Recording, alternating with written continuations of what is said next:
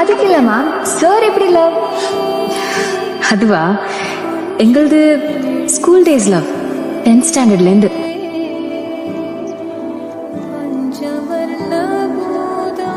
யார் ma'am first propose பண்ணது?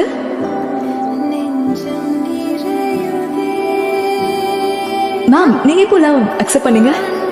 அன்னைக்கே, அப்போவே, at once. Please ma'am, sir எப்படி ப்ரப்போஸ் பண்ணான்னு மட்டும் சொல்லுங்க. காலேஜ் வந்தும் என்னால் அவனை மறக்கவே முடியல. ரொம்ப கஷ்டமா இருக்கும். ஆனா ஏதோ நீ மனசுக்குள்ள சொல்லிட்டே இருந்துச்சு, ஏன் ராம் என்னைக்கு இருந்தாலும் வருவான், எனக்காக வருவான்னு. எஸ் ஜானகி தேவி,